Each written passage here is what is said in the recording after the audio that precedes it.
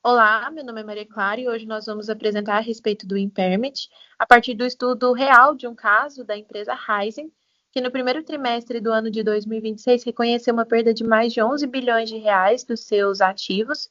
E para mais do que entender o conceito, hoje nós vamos discutir também os motivos que levaram a essa perda e também as consequências para a empresa. Olá, meu nome é Mariana, e eu vou falar um pouquinho do conceito que ocorreu. Porque, assim, o impairment, ele é um teste de recuperabilidade, né, previsto ali no CPC 01, e sempre que existe evidências de que um ativo perdeu a sua capacidade de gerar benefícios econômicos para a empresa, a empresa ela vai em busca de comparar o valor contábil com o valor recuperável, para saber ali a divergência que deu e também se o valor contábil ele for maior, registra-se uma perda de impairment, né? Agora, se esse ajuste melhorar a qualidade das demonstrações financeiras, e evitar que permaneçam registrados por valores superiores ao que realmente valem, né? Ali presente nesse conceito, o que realmente vale são esses valores superiores. Mas aí, nesse caso, nesse momento, a empresa ela não desembolsa, de fato, esse valor do seu caixa, né? Não, ela não desembolsa, porque o impairment, ele é uma perda contábil, né? Então acaba que perdeu ali e também ele reduz o lucro do período ali da empresa, mas não representa uma saída imediata de caixa, tá? Por mais que seja uma perda. Eu sou a Poliana e vou falar um pouquinho sobre a nossa empresa de estudo, né? Que é a Raizen. A Raizen é uma empresa sucroenergética e de distribuição de combustível. Nos últimos anos, ela tem passado por um aumento de endividamento por causa dos juros elevados, que levou essa empresa a um endividamento muito alto, o que também levou ela a passar por uma das recuperações extrajudiciais maiores assim da história. Eles renegociaram essas obrigações que eles tinham pendentes, mas isso também levou à queda de expectativas na geração de caixa e dificuldades operacionais em alguns ativos da empresa. Diante desse cenário, a empresa revisou o valor de várias usinas e outros ativos, concluindo que parte deles ali não chegariam a recuperar o valor contábil, né? Elas têm. Oi, eu sou a Esther e eu vou falar um pouquinho sobre como que isso aconteceu na prática. A Raizen, ela reconheceu um impairment de 11,1 bilhões de reais.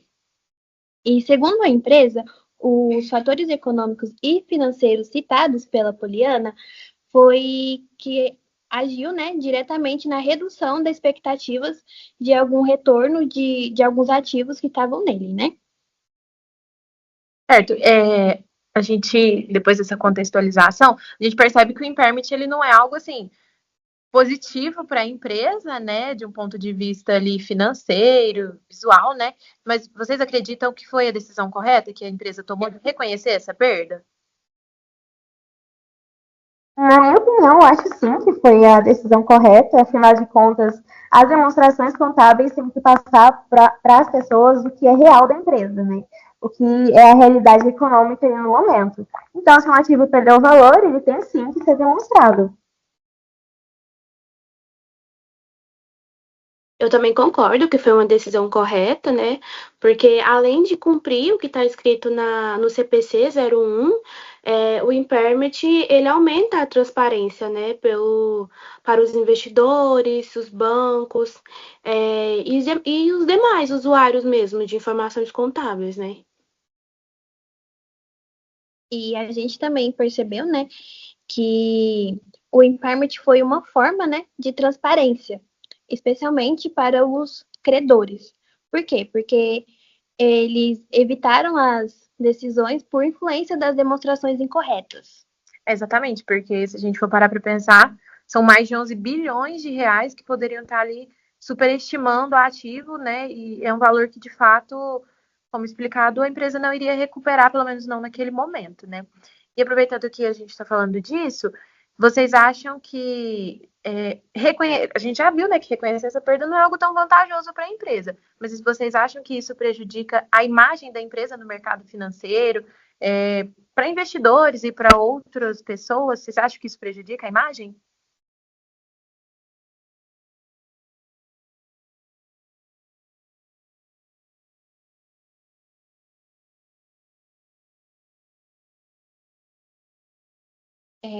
Em um primeiro momento, né, a gente acha que sim. Por quê?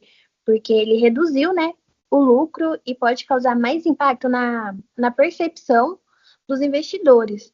Só que, além disso, reconhecer a perda demonstra a responsabilidade e a credibilidade, já que, qual que é o nome? As demonstrações passam a refletir o que realmente acontece, né, na parte econômica da empresa. Se a gente pensar por esse lado, realmente demonstra ali uma transparência para com o outro, né? E ainda falando sobre isso, a empresa, na safra, né, de 2025 e 2026, que ela finalizou no primeiro trimestre do ano, desse ano corrente que a gente está, ela registrou um prejuízo de cerca de um pouquinho mais de 27 bilhões de reais. Desses 27 bilhões, a gente já viu, né, que um pouco mais de 11 foi do impairment. Vocês consideram que o reconhecimento da perda pelo impairment foi o grande vilão de todo esse prejuízo que a empresa teve ou não? Não, eu considero que não, até porque, apesar de representar o impairment representar uma parte considerável, né, a empresa já vinha apresentando os problemas de créditos e juros elevados. Então, além, claro, de fenômenos naturais que pode ocorrer, que prejudicaram a safra de cana, e a redução de valor nas vendas desses ativos também. Então, o impairment, ele vem como uma consequência mesmo, né, para a empresa, demonstrando que que a expectativa de recuperação futura diminua, assim, drasticamente. Eu acredito nisso. Assim, parando para a minha opinião, com pessoas que trabalham um pouco na área até. Apesar das empresas sucroalcooleiras, né, que ele mexem com a cana-de-açúcar, serem empresas que são muito auto-independentes, não sei como falar essa palavra, elas ainda dependem muito do clima. Então, com as mudanças climáticas que a gente está tendo hoje em dia, de muitos tempos de seca e depois muitos tempos de chuva intensa, então o frio, que não é comum nas cidades aqui no Brasil, acaba que tem um prejuízo muito grande com as plantações também. São plantações que têm o seu ciclo, sua forma de crescer, sua necessidade para crescimento, que nos climas que a gente tem hoje a gente não tem. A gente tem um tempo de chuva muito intenso que acaba afetando de uma forma negativa. Aí depois a gente tem um tempo de seca muito grande que causam queimadas. Então, a gente não pode falar que foi só o impairment que afetou essa empresa. Tem muitas coisas externas que afetaram a empresa também. Bom, então com isso nós concluímos essa análise de caso, nós podemos perceber que a empresa, apesar do reconhecimento do impairment nesse valor bilionário, ela já vinha enfrentando outras dificuldades e que o impairment ele vem em grande parte como um recorte, né, da realidade a qual a empresa está enfrentando e pelo menos no momento atual, né, porque essa foi um caso mais recente, a empresa vem enfrentando essas questões. Futuramente eles vierem a recuperar, mas por hora é isso, esse foi o nosso estudo de caso. E seguinte, a gente passa a palavra para os nossos colegas que vão apresentar mais um caso para continuar discutindo esse tema. Oi, pessoal, boa tarde. Eu sou a Letícia e eu vou dar continuidade ao debate do nosso grupo, que vai apresentar o caso da Uzi Minas, que é uma das maiores empresas do setor siderúrgico brasileiro e é uma empresa que tem uma grande importância para a economia do nosso país. Bom, no terceiro trimestre de 2025, a Uzi Minas, ela divulgou um prejuízo líquido de aproximadamente 3,5 bilhões. Quando a gente olha apenas para esse número, a primeira impressão que a gente tem é que a empresa ela estava passando por uma crise muito grave ou que teve um desempenho operacional muito ruim naquele período. Mas quando a gente analisa a reportagem da Nord Investimentos e também o relatório oficial divulgado pela própria Uzi Minas, a gente percebe que esse resultado ele precisa ser interpretado com um pouquinho mais de cuidado. Isso porque grande parte desse prejuízo foi influenciado pelo reconhecimento de uma perda por impairment, no valor de 2,2 bilhões. E isso quer dizer que esse prejuízo ele não aconteceu apenas porque a empresa vendeu menos ou porque aumentou seus custos. Na verdade, uma parcela muito significativa desse valor está relacionada a um ajuste contábil, feito para refletir uma nova estimativa do valor de alguns ativos da empresa. E aí surge uma pergunta muito importante. O que levou a Uzi Minas a reconhecer uma perda tão expressiva e por que que ele teve um impacto tão grande no resultado da empresa? E é justamente isso que a Eloá vai falar aqui para a gente agora. Então eu passo a palavra para ela. Para entender por que a gente reconheceu essa perda, precisamos lembrar que, pelo CPC 01, a empresa deve realizar o teste de recuperabilidade, conhecido também como teste de impairment. Esse teste tem como objetivo verificar se os ativos continuam registrados na contabilidade por um valor que pode ser recuperado no futuro. De acordo com o ITR, que são as informações trimestrais divulgadas pela própria Uzi Minas, a empresa realizou esse teste em uma unidade de siderurgia. Durante essa análise, ela reavaliou quanto esses ativos ainda seriam capazes de gerar de benefícios econômicos no futuro, considerando fatores como a queda das expectativas de vendas, a redução dos preços projetados do aço e um cenário econômico e geopolítico menos favorável para o setor. Em outras palavras, a empresa comparou o valor registrado na contabilidade com o valor recuperável desses ativos, ou seja, o valor que eles realmente poderiam recuperar por meio do uso ou da venda. Com essa revisão, concluiu-se que parte dos ativos não conseguiria gerar caixa suficiente para justificar o valor pelo qual estavam registrados. Como o valor contábil passou a ser maior do que o valor recuperável, foi necessário reduzir esse valor e reconhecer uma perda por impairment de aproximadamente 2,2 bilhões de reais. Ou seja, os ativos passaram a valer menos do que a empresa esperava recuperar no futuro. Esse ajuste é uma exigência das normas contábeis e garante que as demonstrações financeiras reflitam uma situação patrimonial mais próxima da realidade econômica da empresa. Lohane, esse reconhecimento afetou apenas o resultado contábil da empresa ou também significou uma saída imediata de dinheiro do caixa? Bom, Eloá, essa é uma dúvida que aparece bastante, né, quando a gente fala com relação ao impairment. Porque muita gente, ela olha o prejuízo e já imagina que a empresa perdeu todo o dinheiro em caixa naquele momento. Mas no caso da Uzi Minas, não foi isso que aconteceu. O impairment, ele afetou diretamente o resultado contábil, ou seja, ele aparece no balanço, né, mas ele não representou uma saída imediata de caixa. E isso fica mais claro quando a gente olha os números divulgados pelas outras relatórios, né, que a empresa divulga. Mesmo com esse prejuízo líquido de 3,5 bilhões, a Uzi Minas ela teve uma receita de 6,6 bilhões. Além disso, um EBITDA ajustado de 434 milhões, gerando cerca de 613 milhões de caixa livre e ainda conseguiu reduzir a dívida líquida para 327 milhões, né? Então, quando a gente compara esses indicadores, parece que a operação da empresa ela continuava funcionando e gerando no caixa, né? Alguns ativos já não tinham a mesma capacidade de gerar benefícios econômicos e a mesma capacidade de gerar benefícios econômicos futuros, e a contabilidade exigiu esse ajuste. Na prática, o grande prejuízo apresentado naquele trimestre aconteceu principalmente por causa do reconhecimento do impairment e também de ajustes relacionados aos impostos deferidos, e não porque a empresa deixou de vender ou ficou sem dinheiro para operar. E aí entra outra parte interessante do debate. Se operacionalmente a empresa ainda gerava caixa e ela reduziu a dívida, até que ponto esse prejuízo contábil mudava a percepção de mercado sobre a saúde da Usiminas, né? Samuel, diante desse resultado, qual foi a avaliação dos analistas sobre esse caso? Obrigado pela palavra, Lohane. É muito importante a gente verificar aqui, né, a perspectiva dos analistas, e esses analistas de mercado destacaram que esse resultado precisava ser analisado com bastante cuidado e profundidade.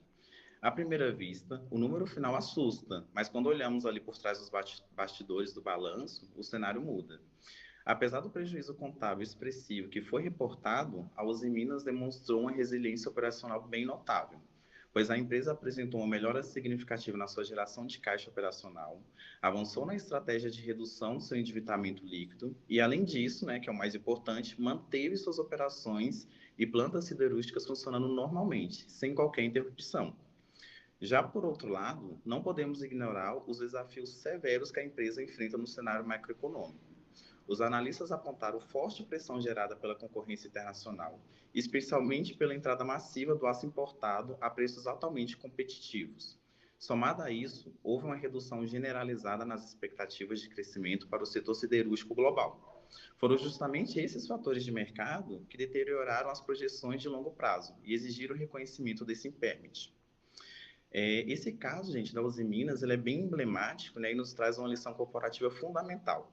Analisar apenas a linha final do balanço, que é o lucro ou prejuízo nominal, pode nos levar a conclusões completamente equivocadas e precipitadas sobre a saúde de um negócio. Para uma avaliação justa, é indispensável entender quais eventos extraordinários ali influenciaram aqueles resultados e, acima de tudo, separar o que é efeito puramente contábil do que é o desempenho operacional real. No caso da Uzi Minas, o impairment corroeu o lucro do trimestre do papel, mas a engrenagem da empresa continuou girando, ou seja, ela continuou ali operando, né, normalmente, sem nenhuma interrupção, gerando ali os resultados operacionais sólidos. Com essa reflexão sobre a importância da análise qualitativa e técnica das demonstrações financeiras, encerramos a apresentação do nosso estudo de caso e passamos a palavra para o grupo 3, ao qual dará sequência aí com mais um caso de impairment.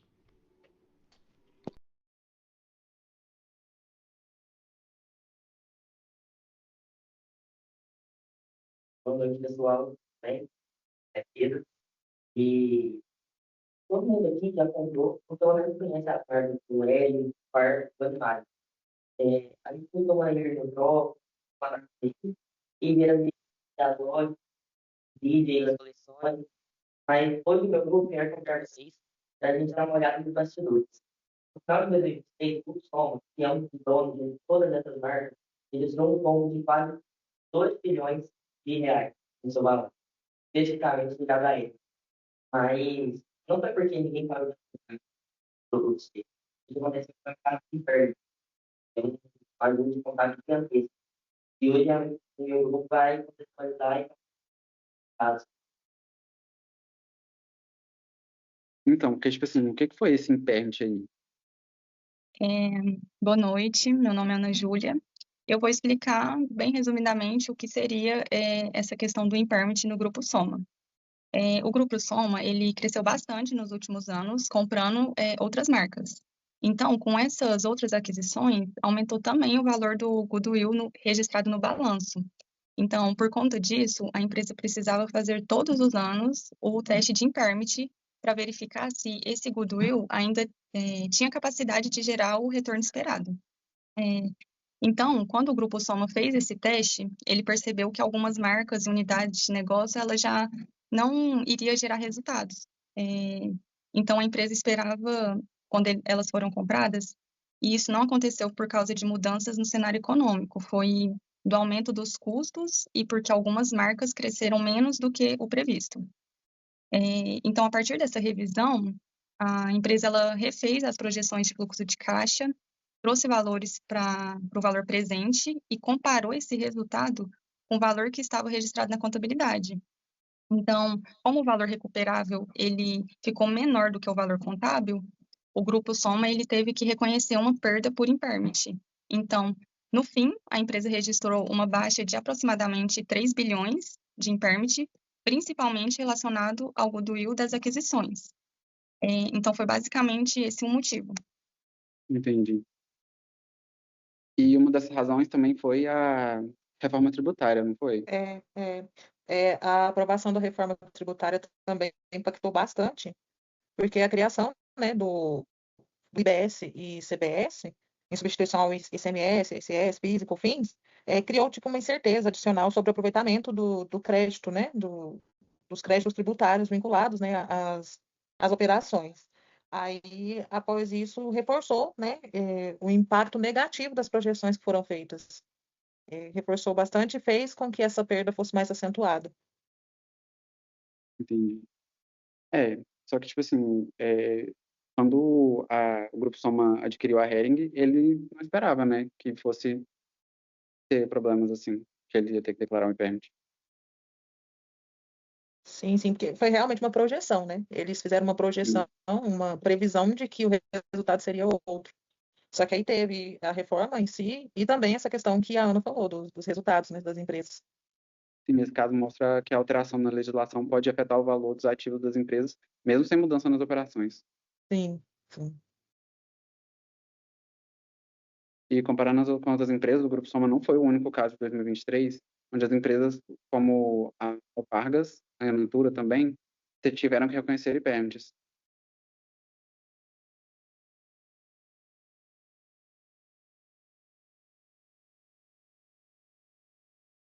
E a maioria dessas empresas, elas têm, quando elas fazem essas aquisições, que nem foi comentado, elas esperam, né, no caso do Grupo Soma, eles estavam esperando um incentivo fiscal, que não houve. E aí, quando aconteceu o impede e a perda, né, nas revistas e tudo mais, o CEO mesmo, para justificar, falou que não teve efeito no caixa, né, porque teve a questão também dos investidores, né, que ficou preocupada com essa perda. E aí, acho que também de uma forma estratégica também, eles acabaram, pouco mês depois que aconteceu o impairment, eles, né, fizeram uma fusão com a Arezo, que era para que reuniu mais de 34 marcas, né, para mostrar para os investidores que realmente ele estava sabendo o que estava fazendo, né, e que isso não ia afetar o caixa da empresa, né. Essa tática foi meio que um tiro, que acaba que depois impactou as ações da Arezzo. No quarto trimestre de 2024, teve uma queda de mais de 30% no lucro. A tática não funcionou, né? Eles, de novo, projetaram algo, pensaram em algo que não deu certo novamente. Então, o impairment, além do início, né, de quando ocorreu mesmo, até depois foi tendo vários reflexos. Só trazendo uma curiosidade aqui, que o impairment do Grupo Soma, ele não foi causado porque as marcas perderam totalmente o seu valor.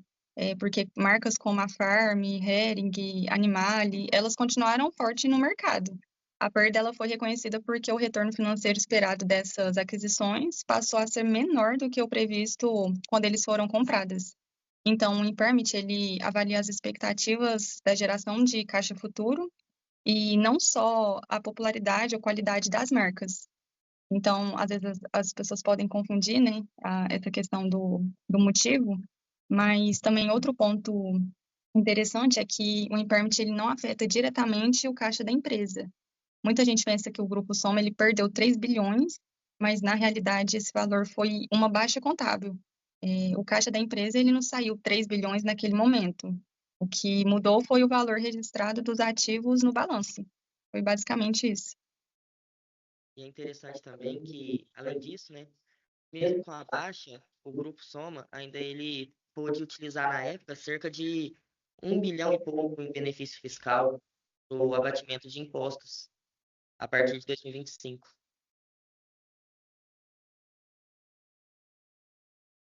Verdade. Também é muito importante, porque, tipo assim, a gente pode levar essa situação, esse caso, como um aprendizado.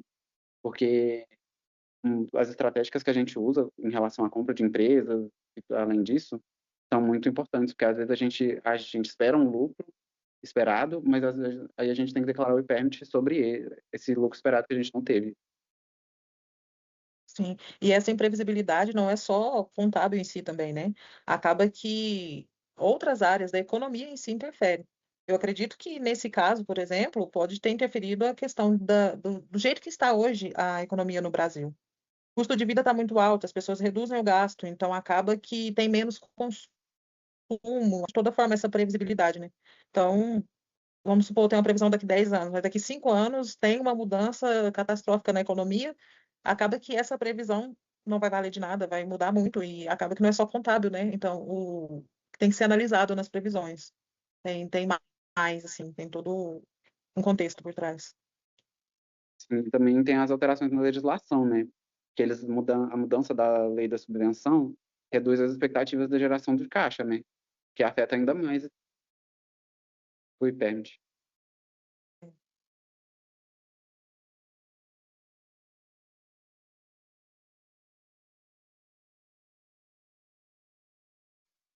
Acho que seria basicamente isso. Tem alguém que tem alguma outra pergunta, curiosidade? Eu acredito que é isso mesmo. É porque a Soma, ela teve que apresentar meio que um prejuízo ali por conta desse IPERMIT, né? Isso, porque nesse caso o impairment ele gerou um prejuízo contábil, mas não significa que o grupo Soma ele pagou menos IRPJ e contribuição social por causa dessa perda. Ou seja, esse lucro, essa redução, ele é reduzido só no lucro contábil, mas não reduz automaticamente o lucro tributável. Entendi. Então, basicamente, essa perda que ele teve, ela foi declarada somente no contábil. Ela não teve, ela não teve impacto no caixa. Ela teve só impacto contábil. Isso. Seria isso. Mesmo não tendo, né, o impacto no caixa, tem aquele efeito, né? A diferença do efeito contábil versus a percepção do mercado. Porque acaba que, mesmo que como é que fala? Mesmo que foi classificado, né, pela empresa como não caixa e não recorrente, o impairment gerou manchete, teve manchete em vários jornais reconhecidos, falando sobre prejuízo bilionário na empresa e afetou a percepção de investidores. Então, acaba por mais que é não caixa, isso gera um efeito, né? Porque as pessoas entendem que o valor, né, grande pode gerar uma perda futura e acaba afetando muito o investimento. Isso também reforça a importância da CPC 01, né? Que ela garante que os ativos sejam apresentados pelo valor recuperado. Sim. Então é isso, gente. Obrigada. Nós somos o grupo 4 e nós vamos apresentar o caso de impairment usando a empresa Petrobras. Meu nome é Amanda e primeiro eu vou falar sobre o maior caso de impairment registrado na história da estatal. Ele ocorreu no balanço de 2014 e essa empresa reconheceu aproximadamente 44 bilhões de reais de perda por impairment, o que contribuiu para uma apuração de prejuízo de 20 bilhões de reais no final daquele exercício. E duas coisas levaram a essa perda tão grande registrada nesse ano. Primeiro foi a Operação Lava Jato, que se iniciou em 2014, por isso que o impacto foi maior nesse ano. Que as investigações revelaram um grande esquema de corrupção envolvendo a Petrobras, as empreiteiras e os fornecedores. Foi descoberto que alguns contratos de obras e aquisições de ativo tinham sido superfaturados, ou seja, a Petrobras pagou valores acima do que aqueles bens realmente valiam. E, como consequência, vários ativos que estavam registrados ali no balanço estavam contabilizados por um valor bem maior do que seria o seu valor recuperável. E o segundo fator foi a queda no preço internacional de petróleo, também em 2014. Como o petróleo ele é negociado em dólar, todas as alterações cambiais, elas afetam muito a empresa. Então, todas as estimativas que ela tinha feito antes, quando acontece uma queda internacional, isso acarreta numa perda muito grande, porque não é sobre controle da empresa. Então, com a redução do preço do barril do petróleo, muitos campos de produção e projetos futuros passaram a gerar menos receitas do que o esperado. Isso reduziu o valor recuperável desses ativos e exigiu novos reconhecimentos por impairment. Então, tanto essa Operação Lava Jato quanto essa queda no preço do barril de petróleo fez com que a Petrobras registrasse o maior impairment da sua história, sem conseguir tanto assim uma reversão. Mas isso não foi o único caso, e agora a gente vai passar a palavra para a Isabela para ela explicar um pouquinho. Será que o único motivo pela Petrobras ter registrado um impairment foi realmente a fraude, ou depois tiveram outros motivos que fizeram ela também registrar uma perda no seu balanço? Então, depois desse impacto que a empresa sofreu em 2014, ela ainda enfrentou diversas quedas. Logo em 2015, a alta do dólar e a queda do preço do petróleo fez com que o impairment atingisse 50 bilhões de reais e gerou um prejuízo de 34,8. Em 2016, apesar da redução dessas perdas, o cenário continuou desfavorável e a empresa registrou um novo prejuízo. A partir de 2017, a situação dela começou a melhorar um pouco. Os impairments diminuíram bastante com a mudança da implementação da gestão, além do alinhamento dos preços do combustível ao mercado internacional e recuperação gradual do setor. Depois disso, em 2018, mesmo com a perda dos ativos e gastos com acordos judiciais, a alta do petróleo permitiu que a Petrobras voltasse a apresentar lucro. Já em 2019, a empresa consolidou essa recuperação e alcançou um lucro superior a 40 bilhões de reais, impulsionado pelo aumento da produção, pela venda dos ativos e pela melhora dos preços dos derivados. Assim, a gente consegue perceber que, ao longo desses 5 anos, ela conseguiu... houve uma redução progressiva das perdas por impairment dela e ela conseguiu uma recuperação significativa dos resultados. E a gente também começa a pensar em outras coisas. Por exemplo, a gente vê muito, no caso da Petrobras, que não só os efeitos internos, mas também muitos efeitos externos, eles acabam impactando diretamente o balanço, né, da estatal. E aí, Duda, eu queria que você explicasse um pouco sobre como a pandemia afetou a Petrobras. Bom, a pandemia, ela teve início no ano de 2020, né? E devido a esse acontecimento, o preço do petróleo, ele caiu drasticamente no mercado, né? Que é a principal matéria-prima da Petrobras, é o carro-chefe.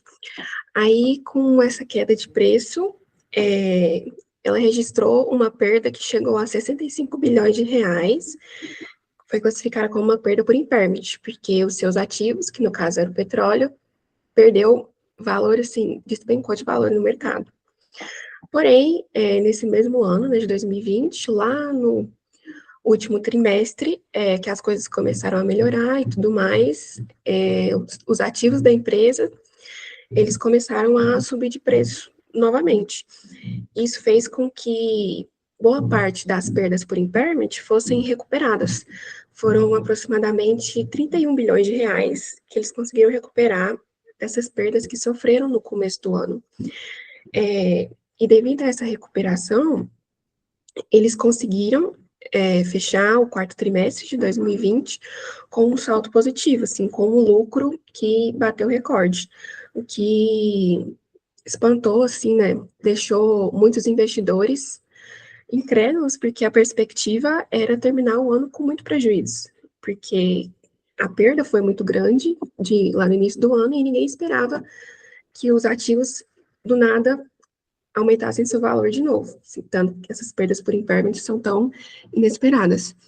E aí aconteceu que eles terminaram o ano com lucro e muitos investidores acabaram ficando no prejuízo porque eles venderam suas ações quando a Petrobras estava em baixa, porque acharam que ela ia abaixar ainda mais, porém, ela conseguiu subir. Então, a Petrobras se reergueu e muitos investidores acabaram perdendo dinheiro. Isso é muito interessante, mas a gente vê como que essa perda para o impairment, ela acaba sendo um pouco prejudicial para a empresa, né? Acaba impactando diretamente o seu lucro e, por consequência, atrapalha também todas aquelas pessoas que estão interessadas na empresa, como investidores, tanto atuais, tanto futuros. A gente sabe que a Petrobras, ela tem as suas ações negociadas na Bolsa. Então, será que não seria melhor ela simplesmente não registrar essas perdas? Como você citou, Maria Eduarda, a empresa ela registrou as perdas, mas depois ela conseguiu reverter. Então, agora, Letícia, eu queria que você explicasse um pouco por que a Petrobras não pode só se omitir nessas perdas e esperar talvez uma possível reversão, por que ela tem que registrar sempre essas perdas por impairment, mesmo isso prejudicando a empresa. Bom, na verdade é porque as empresas elas têm que seguir uma regra, né? Lá no, enfim, no balanço, quem vai ler provavelmente vê uma sigla que chama IFRS. Essa sigla basicamente significa as normas internacionais da contabilidade, sabe? E aí as empresas elas têm que seguir essas regras. Essas regras elas passaram a ser exigidas a partir de 2010 e essa regra ela exige que os ativos sejam registrados através do seu valor recuperável. Então é o valor que ele realmente consegue retornar para a empresa, né? Antigamente, no Brasil, as empresas elas usavam a correção monetária para atualizar o valor dos mobilizados, porém, com a adoção do IFRS, a Petrobras ela passou a ser obrigada a ajustar esse valor contábil. E quando os ativos perdiam o valor, reconhecer essa perda, para fazer o reconhecimento dessa perda, teria que ser através do impairment. E aí é por causa disso que a Petrobras precisa fazer esse reconhecimento e está dentro ali do CPC 01. No caso, esse ajuste, ele vai reduzir o valor do ativo, ele vai conseguir reduzir também o lucro, ele pode aumentar as despesas. E foi por causa disso que na Petrobras ficou evidente, em 2014 também, quando a queda do preço do petróleo aconteceu, a Operação Lava Jato aconteceu, e mostrou que vários dos ativos que estavam registrados ali na empresa, na verdade, valiam muito menos do que estavam, enfim, constando ali onde estavam registrados. É bem importante, realmente, uma empresa, principalmente listada na Bolsa, seguir essas normas, até mesmo para os investidores terem uma base que aquilo que eles estão lendo é confiável, já que é a partir do balanço, querendo ou não, que uma pessoa vai decidir se ela de fato vai investir naquela empresa ou não. E aí, nós, como analistas contábeis, eu queria que a gente conversasse sobre quais lições esse caso da Petrobras deixa para as outras empresas, já que ela é uma empresa tão grande que serve de referência, né? Em relação à gestão de ativos, à transparência contábil e à tomada de decisões em períodos de crise. Eu vou começar dizendo que a transparência contábil ela é fundamental justamente para as pessoas que vão tomar decisões a partir daqueles dados, daqueles balanços. É muito importante ter uma representação fidedigna. Então, se todo mundo começar a se omitir porque aquela informação se prejudica, a gente vai começar a perder a confiança naqueles relatórios contábeis que a gente está vendo. E nós, como futuros contadores, não podemos deixar esse tipo de coisa acontecer, porque é como se sempre tivesse uma dúvida com base no nosso trabalho, e eu acredito que ninguém gostaria de passar por isso. Agora, eu queria que você falasse, Maria Eduarda, uma lição que você tira desse caso também. Eu acho que uma lição é que as perdas por impairment, elas são muito, eu diria que muito, sim, instáveis. Por exemplo, a gente teve no caso da Petrobras, em um único ano ela perdeu bilhões, mas também recuperou bilhões. Então, a gente às vezes tira como lição de investidor que nem sempre, porque uma empresa está perdendo, ela não vai ganhar de novo, assim. Então, às vezes, esse mercado financeiro é muito arriscado. Então, investir em empresas que mexem com esse tipo de ativo, que a qualquer momento eles podem sofrer impairment ou podem recuperar impairment, é muito arriscado, mas eu acho que vale a pena, porque no final a gente acaba conseguindo recuperar. Muito bom. E você, Isabel? Qual lição você tira desse caso? Então, assim como a Amanda disse, eu acredito que manter a transparência, né? Ela demonstrou que manter a transparência das demonstrações é realmente importante. Eu acho que você mantém a confiança dos investidores, né? Mostrando como realmente está o estado da sua empresa. Também tomar decisões financeiras que sejam boas a longo prazo, sabe? Para poder pensando na sobrevivência da empresa a longo prazo. Sim. E Letícia, você? Bom, eu acho que realmente essas duas respostas elas falam muito sobre essa questão da transparência e como é importante das empresas fazerem né, uma tomada de decisão consciente, saber que afeta não só ali dentro da organização, mas também do lado de fora, né? É, a empresa ela tem, enfim, que tomar as decisões mais responsáveis também, até na hora de contabilizar ali e divulgar a questão da transparência das informações. É bom sempre estar ali reavaliando os ativos, justamente porque pode ser que ele, às vezes, perda o valor e aí como é que os investidores vão saber, né? Já que não estão ali dentro da operação, assim, da empresa, né? Mas realmente mostra como é importante a transparência para ter uma gestão mais responsável e mais confiável. Então, muito bom debate, obrigada pela atenção. E agora nós vamos passar a palavra para o grupo 5, que vai continuar trazendo casos de impairment através de empresas reais. Boa noite, meu nome é Davi, sou participante do grupo de impairment e nosso grupo hoje ficou com a responsabilidade de falarmos sobre a Nexa e a usabilidade do impairment nessa operação. Queria pedir para o Lucas comentar um pouco mais quem é a Nexa e como ela utiliza o impairment. Boa noite, meu nome é Lucas e a Nexa, ela é uma das maiores produtoras de zinco do mundo. Ela atua também como produtora de cobre, chumbo e zinco. Ela possui operações tanto aqui no Brasil como no Peru. E suas ações são negociadas na Bolsa de Nova York. Como possui minas, plantas industriais, equipamentos de alto valor, precisa avaliar constantemente esses ativos. E ainda consegue gerar benefício econômico muito esperado até. Mas eu queria saber com o João aqui, por que a empresa como a Nexa precisa utilizar testes da impairment com tanta frequência? Bom, boa noite a todos, meu nome é João. Então, Lucas, o valor econômico desses ativos ele muda bastante durante o tempo. As alterações elas ocorrem durante o preço dos metais, aumento de custo de produção, redução da vida útil das minas ou até dificuldades operacionais. Isso pode fazer com que o ativo passe a valer menos que ele está registrado na nossa contabilidade. Eu queria agora estar perguntando para o Davi, como que a gente pode dizer que o impairment é uma forma de deixar as demonstrações financeiras mais próximas da realidade? Exatamente. O objetivo do impairment é a gente assegurar que um ativo permaneça assegurar que o ativo não permaneça contabilizado por um valor superior àquele que ele pode nos gerar. Isso consegue aumentar a transparência para os investidores e para as pessoas que vão utilizar as demonstrações contábeis da empresa para tomar decisões ou fazer análise. Um dos principais exemplos da Nexa foi o caso da mina do Morro Agudo. Eu queria pedir para o Lucas comentar para nós o que foi esse caso. Cara, foi lá por volta de 2023 que a empresa revisou suas projeções, né? Foi projeção de geração de caixa para o complexo do Morro Agudo.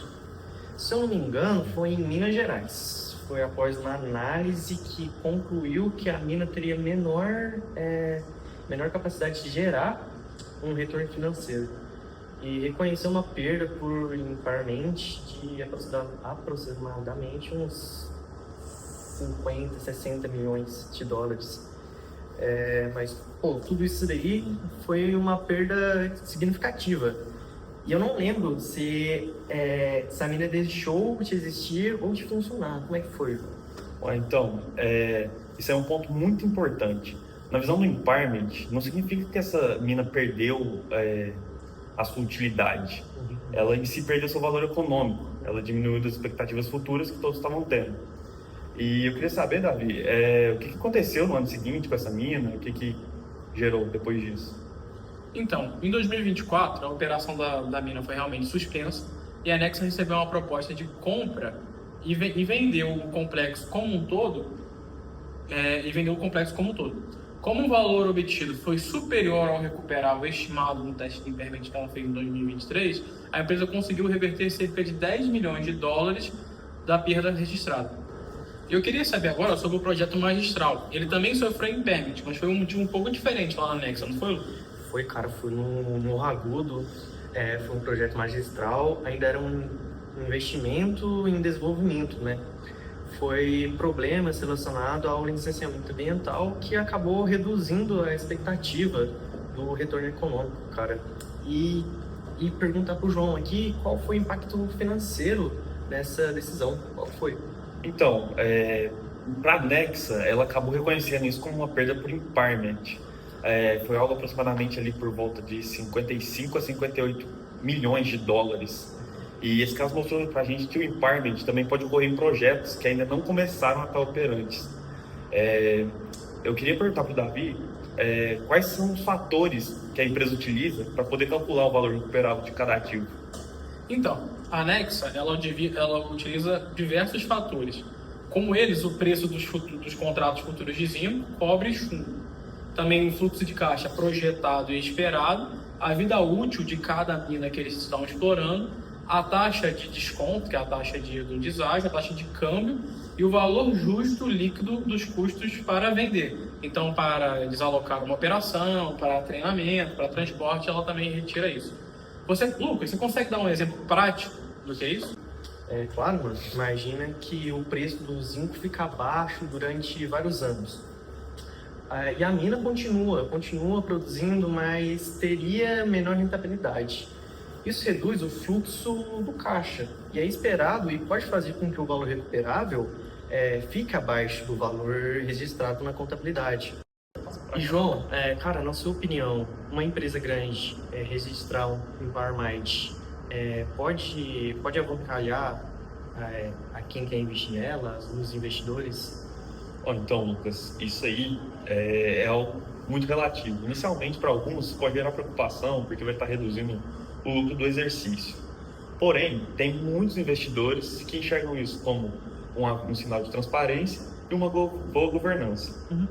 Eu queria estar perguntando para você agora, Davi, se você concorda com essa visão, se você acha que isso está certo. Cara, concordo. Eu acredito que é bem melhor reconhecer uma perda quando ela realmente existe do que manter um ativo supervalorizado dentro do seu balanço. Isso torna as demonstrações financeiras bem mais confiáveis e ajuda a tomada de decisões. Passando para a gente concluir, né, o nosso tema, a gente pode concluir que o impairment é uma ferramenta essencial para adequar os valores contábeis à realidade econômica da empresa, não é? Cara, casos de Morro Agudo e de Magistral mostram que diferentes fatores podem reduzir o valor recuperável de um ativo ou de um projeto. Eu acho que, tipo assim, ele também acaba mostrando para a gente que quando as condições começam a melhorar, igual aconteceu com o Morro Agudo, parte da perda pode ser revertida conforme permitido pelas normas contábeis. Eu acho que isso depende bastante de como que a empresa vai estar fazendo essa governança em relação aos seus ativos. E assim, o caso da Nexa demonstra como o CPC 01 contribui para aumentar a transparência a contabilidade das demonstrações financeiras e a qualidade das decisões que os investidores podem tomar dentro da sua análise que vai fazer de investimento numa empresa. Então, acho que assim a gente consegue ver que o impairment ele pode ser tanto utilizado de uma maneira de correções como uma maneira de transparência para dentro da empresa. Isso pode ser algo positivo, como foi do Morro Agudo, que era uma expectativa mais baixa e foi revertido para uma expectativa melhor, ou uma tomada de decisão contrária no projeto, como foi a questão do projeto magistral, que eles resolveram não seguir com o projeto por conta de um problema ambiental. Então foi isso que a gente consegue analisar do impairment hoje, né, pessoal?